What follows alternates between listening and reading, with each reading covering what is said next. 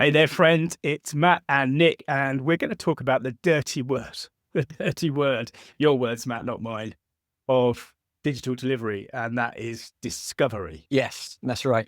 They're dirty words because it's one of those things that agencies and consultancies always want to do, yet most of our clients don't want to do it because they say, well, we've given you an RFP or we've told you we want an X, Y, and Z, whatever it is, a new website, a new app, or whatever it is they want. So therefore, they don't see the need for it.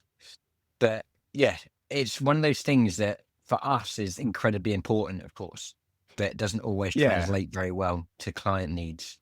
Well, I think it's sort of code for, very often in my experience, it's code for we don't want to pay for it. And we don't want to wait while you do it because the thing that we know we need, we want as soon as possible and as, let's be kind, let's say as economically as possible. But it's kind of a consequence of the fact that generally clients, when they come to you, when they decide they want to do something, they are much more tactically focused than strategically focused, I would say. Yeah, because I mean, if you think about what happens before the engagement is that somebody inside your clients will say, "Oh, we've got problem X, we've got problem Y," and then they say, "Well, how are we going to solve that problem? We need to convert more customers, we need to generate greater profits, we need to reduce the cost to serve on X, Y, and Z, whatever those business goals are." They say, well, okay, the way to solve that problem is that we want a new app or a new website or something to do it. So they come very specifically with that goal in mind, which is great. The problem is that what that does actually is limit the number of options that are available to you to enable you to solve a problem. And I Solve that think particular problem. Yeah, yeah. and I think that one of the things that discovery allows an agency or a consultancy or anyone to do, or any product person to do, is to understand the very root of what the business goal is, what the business, what the problem is that you're trying to solve, and then it creates the opportunity for you to achieve the same outcome, but not necessarily in the same way. I mean, it might be they want a website to reduce cost to serve on authentication problems or something, but actually it could be that a very small piece of UX work which tries to understand what the root cause of the problem is and then prevent that from happening will mean that you don't even need to build a authentication reset process. That was certainly true when we were running. I mean, obviously, I ran a web agency for many years. And in the early days of the web, people come to you and want a website. You say, great, yeah, we build websites. And very often in the really early days, they didn't have one at all. So yeah, as the world changes, you're definitely going to need a website. But after that, it was often code for, well, very often we want more profits. So we want more Yes. sales. So we need a new website. Or as you say, we want to reduce pressure on the call center or what have you. So we need a new website. And if you're looking at, if you as an agency understand the real problem, there Yeah. might be a cheaper, faster way to solve it. And what you Yeah. find is, I mean, there's always pressure to get the big project, right? So it's not surprising that web agencies want to build whole new websites. But actually, the way we've talked about building long-term relationships with clients, it's a stronger strategy, I think, to solve the problem as quickly and as economically as possible. Because what happens then Yeah. is you get a lot of trust. We talked about the importance of trust in one of the earlier videos, and you build those long-term relationships which really keep the agency going when it's hard for everyone else. And, periodically that happens, right? And that's exactly right, isn't it? Because if you I mean, ultimately, like you say, the goal is to build trust. And the way that you build trust is by demonstrating that you're acting in the best interest of your client while still remaining profitable, while still, like being able to deliver the services you deliver. So let's say we've convinced the client that a discovery project is a good thing because it will help us solve Oh, their problem better. well, before you say that, right?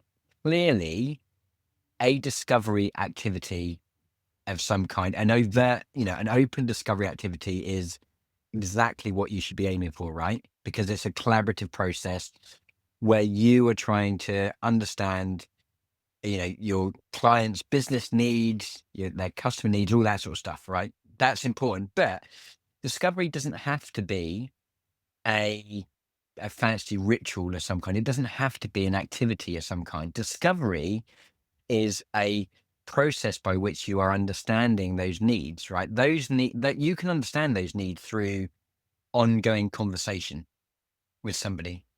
If Mm. they tell you as part of a conversation about another project that actually, it's really important for them in Q3 that they reduce the cost to serve around, business challenge X, then Yeah. that's discovery, right? That is you building a relationship, a long-term relationship with your customer to understand what their needs are because you're interested in helping them to achieve their outcomes. I really want to highlight that because everyone thinks that discovery should be this big bang. We have this workshop, we create this blah, blah, blah, right? We will spend time talking about that in just a second because that is an important activity. Mm. But what I do want to highlight is that discovery doesn't have to be that. Discovery is the act of aligning your goals with your customers' goals and making sure Ah, that they interesting. achieve the Yeah. outcome that they want, right? Because that's where we get paid in the end, is that? Yeah, absolutely. And And we and make that's our how you clients heroes. yeah, well, and like you said earlier, the closer that you're aligned to somebody else's needs, the more trust you build, and the Mm. more likely you are to build long-term ongoing relationships. Yeah. And that's what you want. If you can have one project that is, say, a 10 grand project, and that might last you a year, but then if you can have a 3-year relationship and you have multiple, smaller engagements over that time, it won't be long before you have eclipsed that original one project Oh, yeah. in terms of, Yeah. well, this. I mean, it's how you built your business. It's how we build our business. All of our clients are long-term relationships. Yeah. And it's Um, about building that reputation, right? As being yeah, the people who solve things in the best way, absolutely. you And know? Yeah. I would Yeah. I would suggest that one of the reasons that we build long-term relationships with our clients is because we spend a long time listening to them, discovering and understanding their needs, and making sure that we are able to align with that and support them in their delivery, which is essentially a discovery process. So in general, Um, with your clients, do you find that they accept that there should be discovery? Or do you just kind of, if someone comes to you and they're not interested, is that a red flag for you as a developer? it's not S- it's not a red flag. I think the I think the reality is that every agency that I am aware of will always start an engagement with a discovery process. Like clients are just discovery process fatigued. Yeah. And I think that truthfully, I think that they probably would not want to do one unless they were manhandled into it because, like we said earlier, they know why they have engaged the people Mm. they've engaged to do the work they've done. So for them to reappraise that is not in their mindset. It's not something they feel like they need to do because they are clear on what they want to achieve. So it's not a red flag to me that people don't want to do discovery. It's just business as usual. Yeah, it's business. But what is important, however, is that the discovery process happens. So, given that everyone's expectation, whether they want to do it or not, is there is going to be a discovery process, then typically we will have a workshop, like 1 day workshop where we will sit down and very systematically go through, the discovery checklist, which is, what are the business goals you're trying to achieve? So, what needle are you trying to shift in your business by achieving this piece of work? Yeah. Increase sales, reduce costs to serve, whatever they are. We will ask the question, what digital goals do you have that will help us to achieve that business outcome? So this is typically the bit that people already that they understand, right? This is the bit like, Mm. I need Mm. a website to do X. I need a app to do Y, whatever it is. We'll get them to think about whatever it is that they, the digital goals that they're trying to achieve. And then what we will do is we'll ask them to think about what the risks and assumptions they're making around those digital goals. So it might be, for example, I did some work with the high street banks some years ago, and they were releasing this new toolkit for small business owners. And I went through this discovery process with them, and they had a bunch of business goals. They need to do a website that has all these videos and, training materials and all that sort of stuff in them, which is kind of what you'd expect. Now, when we went through the risks and assumptions, like you have to make the assumptions that their bank customers see them as a credible resource for information on how to run a business. Because if they don't even see, if their potential audience do not even see that they are credible for doing this, then, they've got a challenge. They should be focusing their budget on, like customer acquisition activities, right? Like, how do you align your customers' needs with your, with what you're trying to achieve? So, there's a whole bunch of assumptions like that, which you then need to run through, because that will expose any of the additional work you need to do beyond just building a website, for example. I think that's really critical. I mean, I would say, in all my experience, it's the risks and assumptions bit that most clients haven't really done properly. I mean, they generally know the pain points. They generally know their business goals. They know that stuff. But I mean, what you said there about I think it's such an important point, that what needs to be true for this to be successful. I mean, that's the other way of looking at the same idea, isn't it? Yeah, and that's why we look at risks and assumptions, right? Mm-hmm. I call them RATs, riskiest assumptions to test, right? Really. And so, in order for us to be successful, the following things need to be true. Which of those things are on the critical path? That means if they aren't true, as you've said, then this project cannot be successful. And then they're the things that you need to mitigate as early as you can in the process. Or the outcome of this needs to be, well, strategy X isn't going to work because, we don't have the capability to, fulfill, 5,000 orders simultaneously in one process or something. Do you know what I mean? There's some, like, if they just don't have the capability to do it, well, that's not going to work. So the next question then becomes, well, how might we do this? How might we achieve this outcome? And I think that is like you said, that is the value. That's the 100% value around doing discovery, because as we said, it creates opportunities for you to try and get to an outcome in multiple different ways, rather than just being very focused on that one particular solution. So after the RATs, after we've done the risks and assumptions, then we will look at, what does success look like? These need to be very clear measures of success.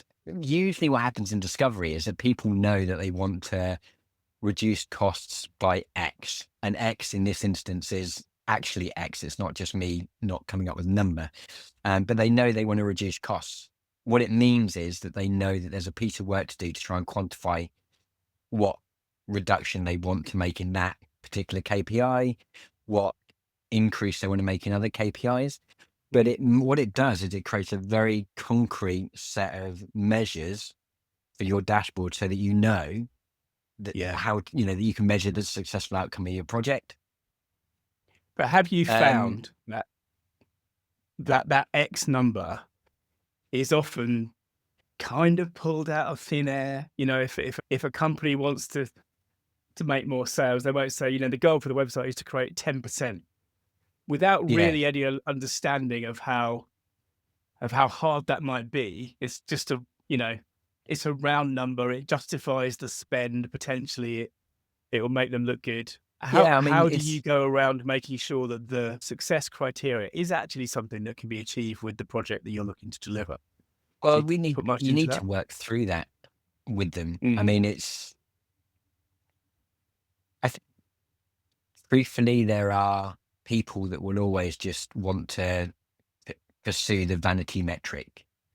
And then what they want to hope is that by the time they got to a point where they need to demonstrate that vanity metric, then they will hope everyone's forgotten. If I'm honest, I've seen a lot of that over many years of doing this type of thing that someone will say, oh, well, I did some work with a client who wanted to introduce this massive cloud-based system into their organization. And one of the metrics they used for success was they could reduce the workforce or the cost to serve of, HR queries within their organization. Over the course of the 5 years since that's been implemented, they've actually increased the number of people that are on the help desk, not reduced them at all. But they've never been held to account for that particular metric, which is, like, in my opinion, it's in my interest, as in an agency consultancy interest, to be able to define those metrics so that we can then turn around and say, we delivered 2% increase in sales within 6 months, within 12 months, what have you. Because if you're going to present your case studies to other clients to say, what is the value of the work that you're doing, then you need to be able to measure that. You want to be able to measure that as well, right? You want to be able to say, we help to deliver this level of value to the business.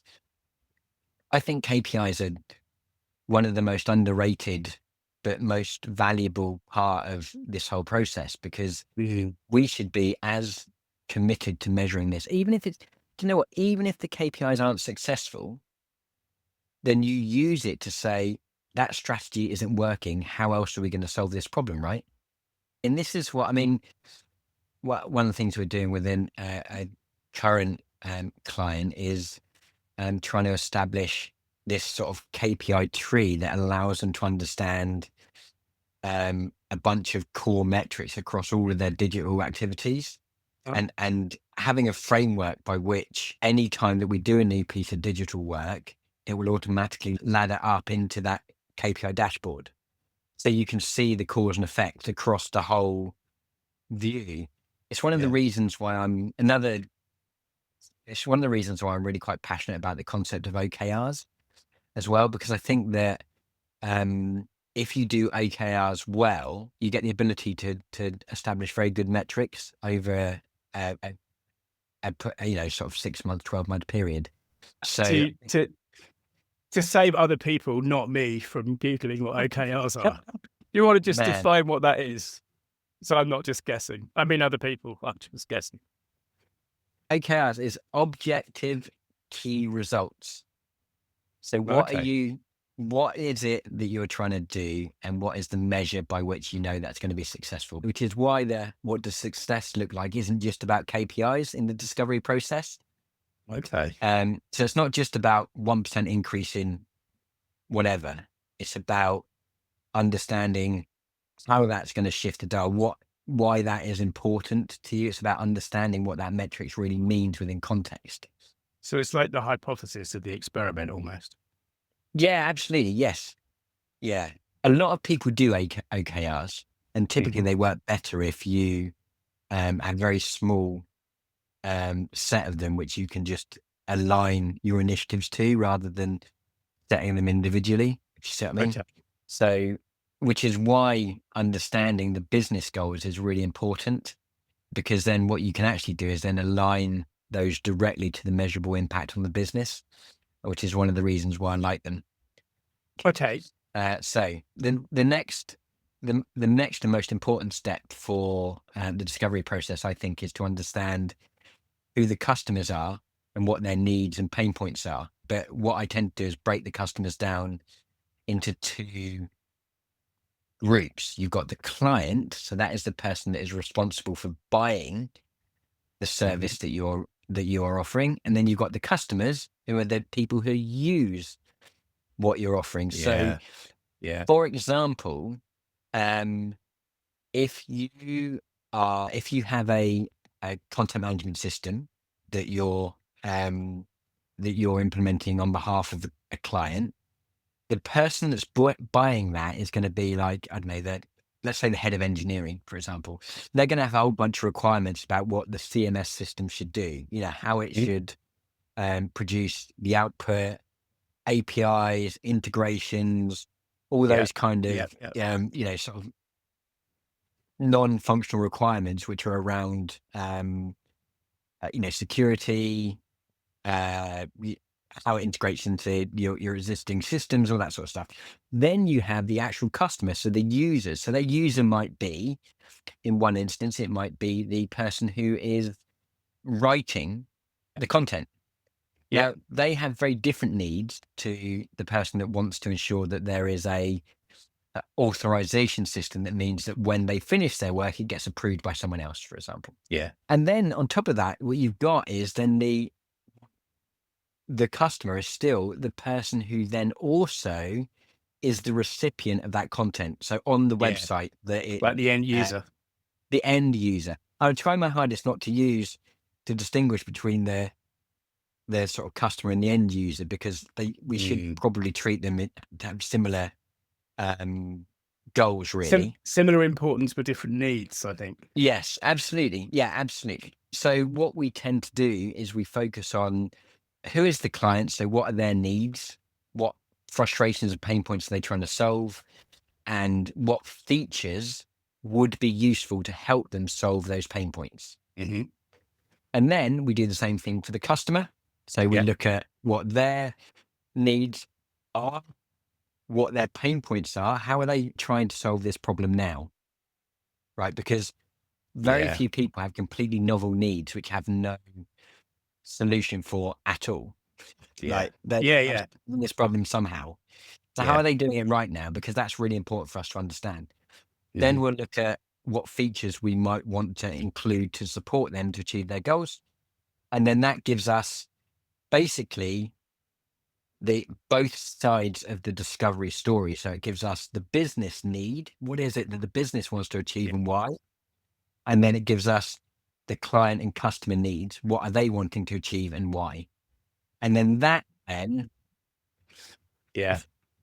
that So then, I'm just laughing because some of the spiciest conversations I ever had with my clients was when their business needs really conflicted with their customer needs, and trying to make that argument. If yeah, it's someone's looking to sell more and just wants essentially more adverts on the website, to the point where the customers won't use the website.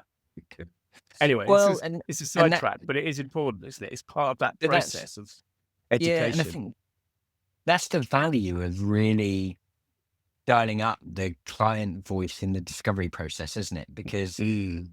and the two reasons. First is that it sometimes is the first time someone's haven't actually had to think about or been asked, what is it do you think your customer is actually trying to achieve? Because the next step for that question is, how do you know that that's what they're trying to achieve? Yeah. And then so you can resolve that problem. The second thing is, if they have no idea what their users are trying to achieve, then and some people don't. Some people really, really Yeah. don't. Some people absolutely believe that it, their brand is so compelling that people just buy from them for no reason, just because we're us. So Yeah. people will buy for Yeah. us. And I don't mean that I'm really not being, you know, like critical of people with that worldview, right? Because actually, users are or customers are the most flexible people in any digital system. They will go through hell on earth to buy or to transact the things they need to transact if the only way of doing it is through a digital channel, right? So, this is just people have been able to get away with that for such a long time that the amount of time that you can get away with that for is reducing Yeah. now. Shrinking for sure. Yeah. Yeah. I mean, we've been saying this for years, but it's so easy for people to switch to another service. And it really is. So we've talked about business goals. I'm just going to do this. We talked about digital goals. We talked about risks and assumptions, Yeah. what success looks like, who are our users. And I guess one of the ways to bring this home is really to go back to what you said earlier on, which is, discovery is a living thing. It's not a meeting and a document that gets put in a drawer and never looked at again. And if you have a client who really gets the value of that discovery process, Yeah. it's going to provide value for a long time, right? Because you're going to be able to validate what you've done as well as what you're doing through that Well, discovery, document or whatever it is. yeah. That's the hope. That, I mean, I've been very fortunate that I did some discovery work with a client of ours, and the project's been going on for 6 months. And I heard the other day in conversation that the product owner is still referring to the discovery document every single day, which Yes, is, I mean, that's amazing. unusual. It is unusual, and and I think that's the result of a good discovery process, isn't it? Right, that it's something that is that useful to you, that meaningful. So out of Um, interest, what were they consulting it for? Did they talk about that? Yeah, I mean that some of the outcomes of the business goals and the user needs were a bunch of design principles or discovery principles that we created. And so, for example, one of the discovery principles for that particular client was that as much as possible, we will reuse existing components rather than build new ones, Mhm. because they were facing a particular problem where people would just build new websites with new components again and again and again, and the cost of maintenance was just astronomical. And they needed to make sure that they were reducing the cost to serve for creating these websites. Yeah, And so we needed to make these fundamental principles. They became part of the discovery process. These principles came out of it, and they were what anchored the project in everyone's yeah, mind. We all agreed up yeah. front that these, and that was amazing. I know for a fact that some of the discovery processes I've done in the past, because we've very clearly highlighted the broader business goals that clients are trying to achieve, that we've been able to go back to the client and say, how are you getting on these processes, this area Mhm. of your business goals? Is there anything that we can do to support you to, achieve that? And it opens up, further opportunities. Opportunities. Yeah, yeah. Yeah. I mean, it just creates I think a good discovery process creates a win-win for the client. And so it gives the client more options. And for the agency consultancy, it gives them the ability to be collaborative in what the solutions are. It also gives them the ability to look for other opportunities you can support with. And that's really what a good discovery process is all about. Well, hopefully we've taken that dirty word of discovery and given it a bit of spit and polish. It's certainly incredibly important to understand what's going on underneath the client requirements, underneath the RFP, and it's certainly led to a lot of business for me and a lot better solutions and outcomes for the clients. So yeah, thanks very much, Matt. Lovely to chat. We'll be back soon with another topic. Brilliant. See you again.